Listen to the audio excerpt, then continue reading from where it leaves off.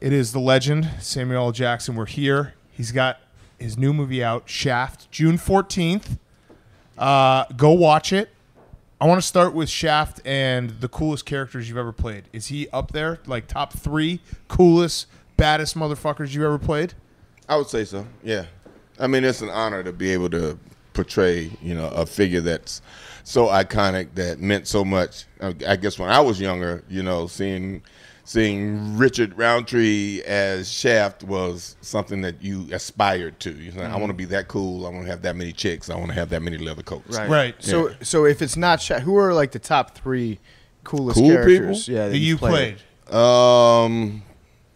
Jules, Nick Fury, Shaft. What about Morpheus? You're great as Morpheus. I've seen Morpheus. I loved you as Morpheus. That was a viral clip you had. That was a test. Yeah. How often does that happen?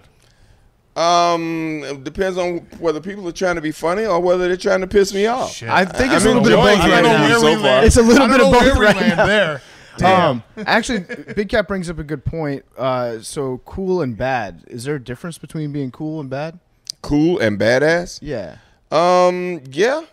Yeah, very much so. So Shaft's a bad motherfucker, right? Shaft is a bad motherfucker. Hush your mouth. Yes, Shaft is a bad motherfucker. Nick Fury's a bad motherfucker. Yeah. Yeah, it's very different. Jules is cool.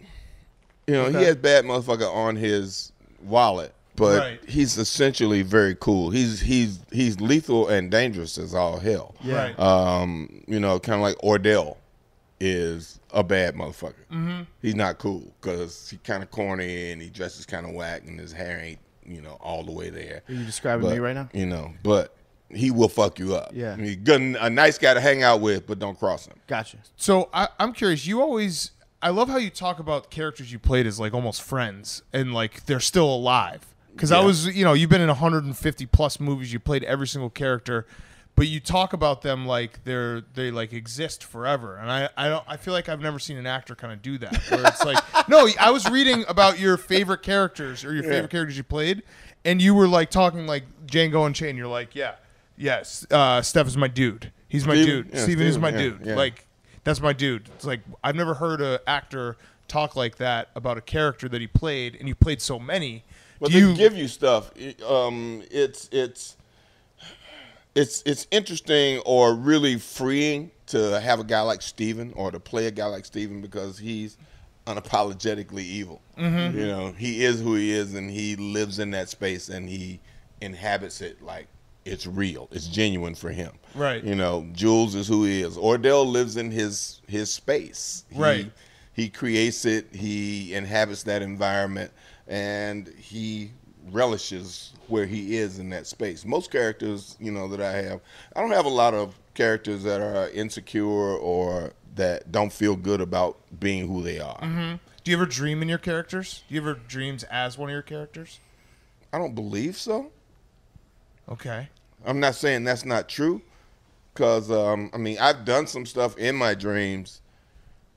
Maybe when I'm asleep at work or in the trailer, sometimes I'm dreaming as that character because I've done things and I wake up and I have a revelation about something I want to do. So yeah. Your brain's working overtime. Yeah, like you're on Jurassic Park. Do you dream about dinosaurs?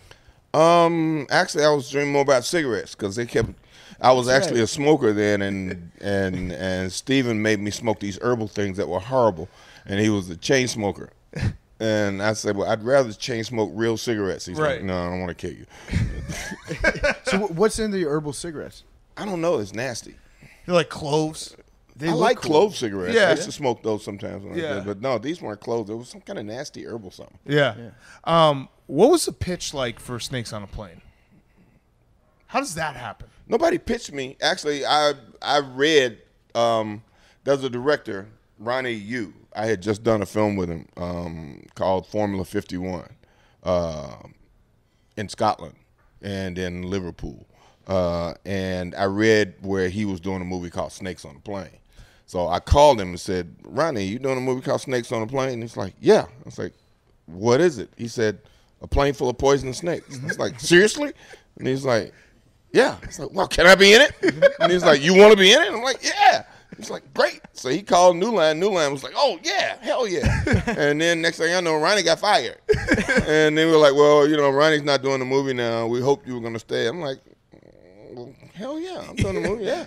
Fuck yeah, I want to do it. Snakes on a Plane. So you took the role in the same exact manner that everyone went and watched the movie. Because I remember I was like, what's this movie? Snakes on a Plane? Yeah. I'm fucking in. Yeah, like, exactly. I'm in. I want to watch it. Come on, I want to see Snakes are that. on a plane. Yeah. It's pretty straightforward. Totally the kind of movie I would have gone to see when I was a kid. It's like, plane full of snakes? Snakes Fuck on a yeah. plane. Yeah, I'm in there. Yeah, I'm in. I had a theory that you did that movie because you wanted people to stop quoting all your Pulp Fiction lines. So you're like, I'll just do an even more quotable Snakes on a Plane movie. No, I did it because of the snakes on the plane. And even when I got there, the first day I arrived, I got there and they were like passing out, new pages, and they gave me the script. It said Pacific Flight 121. I'm like, what the fuck is this? And they're like, well, we don't want to give it away. I was like, you exactly want to do that. Yes. That's why I'm here. Yes. I'm not here to do Pacific Flight 121. Yeah. And if that's the name of the movie, I quit. You know what I mean? Like, okay, Snakes on a Plane. It's Snakes on a Plane. Now, how many of the snakes were real? How many? Yeah, were they all real? No, they had some fake shit, but I guess when we got there, they had like a dry cleaner vat that had corn snakes in it. Okay. And maybe it was like 150 of them. By the time we wrapped, there were like 600. They were in there fucking. They were doing it. Yeah. They were doing it. Snakes fuck and then like they had rabbits. some regular like poisonous snakes and bigger snakes and some other things, but they had vats and vats of corn snakes that they just dumped on the plane every day. Do you ever think we're going to have Snakes on a Plane too? No. At any point when you get on set, were you like, this was an awesome idea because it's called Snakes on a Plane, and I'm all in on that. But now that I'm seeing all these snakes on this motherfucking plane, it's kind of creepy. No. You were cool with them? I You knew got what cool you're with the getting snakes. into. I was very cool with the snakes. No fear at all. of My the agent snakes. didn't want me hanging around them. She was like, no snakes mess in. So I'm like, no, we got to have snakes. You got to have snakes. It's But Snakes on a Plane. but second unit was shooting with all the dangerous shit. It's like they had like a 15-foot albino cobra that Jesus was like Christ. gangster. Fuck No. that. I mean, Hell that thing no. would like hit the seat in front of it and just shake the seat like that. It's like, fuck, look at that. They would show us pictures like, look at this. Like, nah, keep him on second unit. No Do you, Don't bring him do you over. go see every movie that you're in theaters? I do. Now, do you like to go to a crowded theater or do you like to go to a quiet place? I like to go to a theater and hopefully there's people in it. Yeah. Yeah. I can't guarantee that there's going to be a crowded theater. Uh-huh. Every movie you make is not a big movie. So, yeah, I just go to the theater where people are paying their money to see how they respond to it. Has anybody ever like turned around and been like, holy shit, like you're on screen and I'm sitting next to you right now? Yeah, all the time. That must be surreal. Yeah. That would be very weird for me. Why? Because I'm dumb, and so I can't believe that two people exist in two places at the same time. I'm like a dog. Like okay. if I'm looking at a screen, I'm like, that's that person. But wait, he's right here next to me. Right. Yeah, no, I don't know. I mean, it's whatever it is. I was just in Italy when Endgame came out, so I wanted to see it. So there was only one English-speaking screening of it that day. Right. So we called theater and we were like, "Oh yeah, sure, come." Yeah, and I got there, and there were people there, and it's like the movie didn't start for like 30 minutes, and I was sitting in my seat eating popcorn. So literally, people were like lined up in the aisle because I allowed them to sit in the seat in front of me and take a Take a picture. That's You know, that's 'cause official. I wasn't gonna be like, Yeah, we're gonna move. I'm Yeah. okay, you sit in the seat in front of me. So Yeah. people literally lined up in the aisle and sat down with their cameras while I was sitting behind eating popcorn, not smiling, not just. No, so when you watch your own movie, because most people they don't like the sound of their own voice, they don't like to watch themselves on a movie screen. Do you watch it and you're like, damn, that's a badass motherfucker right there, like talking about yourself? I watch it and say, okay, that was the good take. Okay. Or I look at it. The first time I see it, I'm kind of watching it critically to see which take did they use, which angle did they use for this particular shot. Because sometimes, you shoot, and you say to people, that shot's never even going to be in the movie. Right. And most times, I'm right and it's not. Right. And I'll go, I knew we wasted too much time with this shit because they used the first thing that we did. Right. So had there been times when you're like, they completely edited it wrong? Maybe not naming Yeah. names, but you're like, this was not the character I was this is stupid. No, I know. It's never not the character, but it's never the angle that works for that particular shot or that works for the story to move the story to the next place in a dynamic way. Right. Interesting. Where do you stand on sneaking food into movie theaters? Sneaking food like what? Like, they charge $8 for a big bag of popcorn. Like, what about bringing in like a sandwich or like baked beans? Yeah, Tupperware full of beans. If that's what you want to eat, fine. I don't care. Yeah. But you don't eat popcorn and you eat baked beans in the movie? Yeah, popcorn? Beans, I like beans both. are good. Oh, Yeah. Why not both? I'm a popcorn, white cherry slushy guy. What about candy? You ever bring candy into movies? Because that's I expensive very too. seldom eat candy in the movie. Yeah, that's how they get you. With I like candy, all but you I can don't eat it in the movie. Okay. No Sour Patch Kids? I kind of like Sour Patch Kids, yeah. but you reach that point where your mouth is hurting because you're eating that shit Yes. too much. Too many? Yes. Yeah. It happens to me all the time. I'd rather have a payday and just be fine. That's right. I was doing some research at your numbers. It says online that you are the highest grossing actor of all time. Is that true? Could be. $6.7 billion in box office receipts. I mean, that's an erroneous kind of number or a dubious honor because everybody who's in that movie whose name is on the cast list that was in that movie can make that same claim. Yeah. Uh-huh. But they just weren't in all the same movies I was in. Right. So if you're in that movie, then they just say, okay, you're in the movie, so you're part of the box office. You're count. the common You thread. don't have to be above the title, below the title, just that you're in the movie. So there's a lot of people that have done a whole bunch of movies as extras or as, secondary or tertiary characters that have a great box office too, just because their name's on the cast list. Right. So it's an interesting thing to say about somebody, but not necessarily true. Because I That was remember very when it humble. happened, I was doing Star Wars, and George said, "You're going to pass Harrison when this movie comes out." And I was like, "Pass him at what?" And he's like, box office totals. I was like, really? There's a thing for that? And he's like, yeah. And when this movie comes out, you're going to pass him because you're only so-and-so dollars from him. I said, oh, well, I'm going to pass him before that. And he's like, how? So I got a little movie coming out called The Incredibles that's coming out before this. Oh, boy. And he was like, oh, I was hoping you were going to cross it with me. I was like, it would have been nice, but Yeah. this movie's opening. So Yeah. Incredibles opening, and I kicked his ass, and then Star Wars happened, and I got Just by. lapped him even more. Are you the best cursor alive? Have no idea. I think you might be. I'm sure there's Like maybe a Quite a football few coach of is them. up there, but like when you curse, it's an art form. Like you feel it even when you've done it very organically in this interview. It's I don't know what it is, but it's something about it. Like a Samuel L. Jackson curse just hits different. Well, it's not. I mean, I do curse at people in anger from time to time, but most of the times it's it's an interesting descriptive or it's a way to make something a little more colorful or whatever, and it sounds and feels better when it comes out. Yeah, that way. What's your favorite curse word? My favorite curse word is probably motherfucker. Yeah. because I That's use it for a lot of It different does hit things. different. Yes, yeah. that hit different. What different ways are you talking about? Like you can motherfuck somebody if you're Or you mad can at 'em. say that, or you can describe a person as the motherfucker I'm talking about, or that motherfucker. You know immediately. Okay, one was a friendly guy, Right. and one was a not so friendly guy. Or Right. you're saying, "Oh man, that shit's a motherfucker." Oh, it's some really great shit. Yeah. Or you can say, "Oh, that shit's a motherfucker," and it means it's horrible or Yeah. whatever. Or or man, that car is a motherfucker, or it's like, oh, great car, or that motherfucking car is like the car is raggedy as fuck. You know that, so it's car easy sucks. to use it as a descriptive or whatever, or you talk about your girl like, oh man, that motherfucker is everything, and he really loves her. Yeah, You know? yeah. So it's that You just so proved it's it. that word that you can use Yeah. Yeah. in every kind of way. Okay. By the way, it's we like, can't swear on this Yeah. podcast. Oh, no We'll problem. bleep those. Oh, well, that's a motherfucking shame.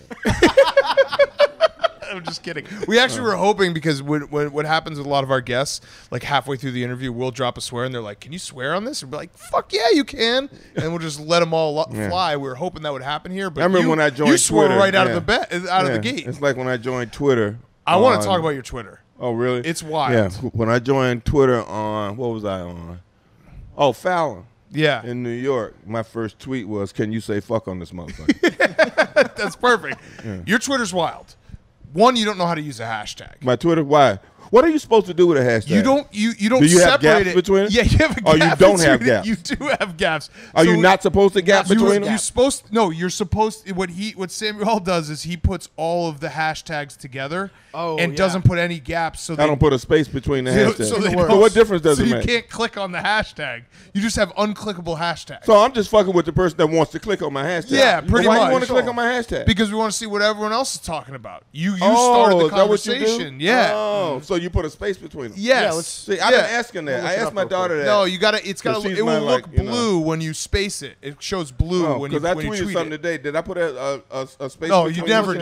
You never do. I didn't put a space between it today. You never ever do. Okay, fine. It's hilarious. It's its own way. So my other question about your Twitter, like when you tweet sports, please tell me that you are like screaming the way that you scream on Twitter, because that's how everyone reads it. Like you have such a unique style about your Twitter and, the way you speak and the swearing and everything. When you tweet about something, everyone automatically reads it in your voice.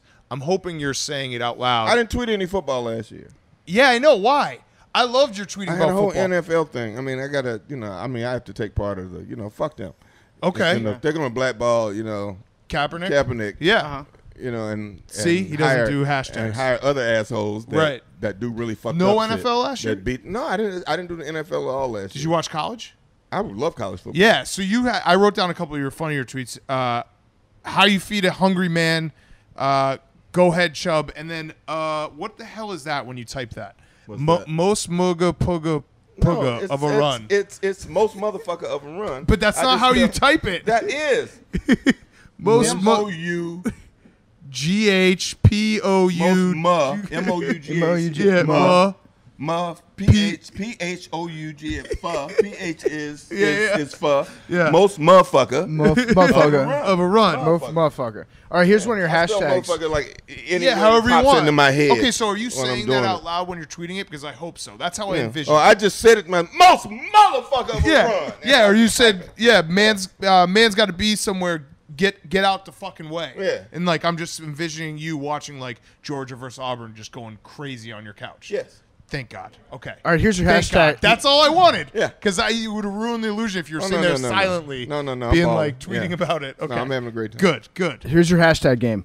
Damn, I miss this dude. Hashtag Hitman's Wife Bodyguard, Nick Nack Knoll, Zon Beauty Patrol, Afro Samurai, Afro. You know what? I take it back. At It's Trieste, perfect. Italy. Your hashtag game is like perfect. I do like your hashtag. It's so game. That's unique. nice. It's perfect. Everything just running together makes no sense. And your Instagram game, by the way, unbelievable, because it's half of the pictures are just you taking a picture of your shirt with like the bottom of your chin. Yeah. It's perfect. Well, and half the time it's you getting a barber. My signature shot barber used chair. to be like one eye in the corner, shooting the thing that's behind me, because I want people to see what I'm seeing, right, and know that I'm really there. So right. I just put half of my. Hank is reminding me. I talk loud enough for you to hear this shit.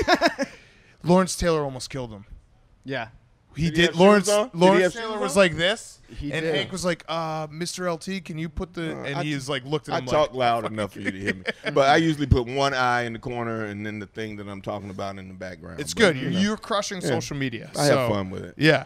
I'm too old to be fucking with that shit. Really. Are you a Raptors fan? Yeah. So what's going on with the finals? Because we're gonna run this while the finals are still going on. Do you think this is actually gonna happen? I don't know. It's possible. I'm a Raptors fan because I was shooting Long Kiss Goodnight the first year the Raptors started in Toronto. Mm-hmm. So me and my assistant at the time used to get tickets, and Isaiah was my friend, so he always gave me tickets to every game. So I was there on the floor when they started with Oliver Miller and all those guys. And like, Big O. Okay, so I've been there, which led to me having a Raptor bag in Jackie Brown. When the dude said, "Do you have the money?" And yeah, right here in my Raptor bag, and I had the Raptor, bag full of money. So yeah, I've been a Raptor fan since they started. And you kind of named the Raptors too. I mean, they were named after Jurassic Park. I don't think they would have gotten that name if it wasn't for the movie. That's possible. So you're like the godfather of the team. So are you a Kawhi fan? Because I also heard that you were a little bit of a Kawhi fan, but I was, because I was a huge Spurs fan because I like Pop. And all that. There's the whole bunch of things that go together. And Tim Duncan and Tony and all the older guys, they were like my guys because it was like a generational thing. And I've been watching them for a while. And Pop's a great coach, really nice dude. And I've had some interesting interactions with him. So yeah, I like the team. And I felt really bad. Kawhi missed that one free throw that allowed Miami to get that one championship that they shouldn't have. Right. Right. Yeah, that's true. So you talk generational. Well, that's two they shouldn't have. You ready for this? This is a great segue. Generational. Shaft. 3 generations of Shafts in the new movie. Right. I read about like how when you first did the Shaft franchise in 2000, you're like, how can I beat Roundtree or you know, trying to beat him. not beat him, but like how can I take a role that was so iconic and make my imprint on it? Now you're 19 years later, you got 3 generations. Do you think Shaft's just going to keep living on past you? I think there's a way that the mythology of that particular character works in this community so well, and people understand him, that if they accept the guy that's playing him and he comes in with the right dynamic. You know, it's like when I said to John when he wanted to do it in 2000, John Singleton, rest in peace, that we can't do this movie unless Richard is in it, so that people will understand Richard is still Richard. He's still the Shaft, you know, passing the torch. He's still the sex machine for all the chicks. Right. I got to be something different. Right. And it works, and then I can get to allowing Jesse to come into that family and use the gene pool that is his to create something that's his own that will define the character in this generation. Right. It's cool. And it's so badass, hopefully that'll too. happen. When like the 3 of you all come in dressed the same, it's kind of like, oh, this is cool. This is iconic. Sort of works. Yeah, right, exactly. I wanted to thank you while I have you here because in 2000, I went to go see Shaft in movie theaters, and I touched a boob in the movie. All right. Yeah. That's more than I did. I didn't touch any in the movie. Yeah, it was nice. You never did touched a lot boob for in a me. movie? No, I kept saying to him, His hands are full of popcorn. when is that's my true. fucking moment to be the sex machine for all Touch the the chicks? boobs. Yeah, in the movie. Yeah. All right, last question because we know you got to go. You got a long day. Hopefully you've had fun here. SeatGeek question, promo code TAKE, put it in. How much fun is doing those commercials with Charles Barkley and Spike Lee? Oh, Do you guys actually have fun? Because it looks a lot of fun. awesome amount of fun doing the Three Amigos. Okay. You know, Chuck has no problem making fun of himself. Yeah. Which is the really wonderful thing. And they write some good stuff for us to do that we can fix on the fly and kind of make right, you know, because we enjoyed having Larry Bird with us this year. Yes. You know, all the extra stuff that goes along with that. I mean, those are great commercials. It's hard to make a commercial that everyone's Jim like, that was Nantz funny. is a great amount of fun. Yeah. You know, I mean, bet. everybody will look at him and go, oh, he's probably sticking with it. Oh, he's cool. Dude is hilarious. Right. And a great guy. Yeah. I'm upset you didn't wear a Kangol. That's my only last. Maybe next time. I have one. You make it cool. It's not a cool hat. You know it's not a cool hat. I have no idea. Okay. LL Cool J made them cool back in the day before I started wearing them. You didn't kept it going. So. All right. All right. Rock the Thank bell. you so much. Thank you, Appreciate guys. it. Samuel L. Appreciate Jackson. See Shaft June 14th.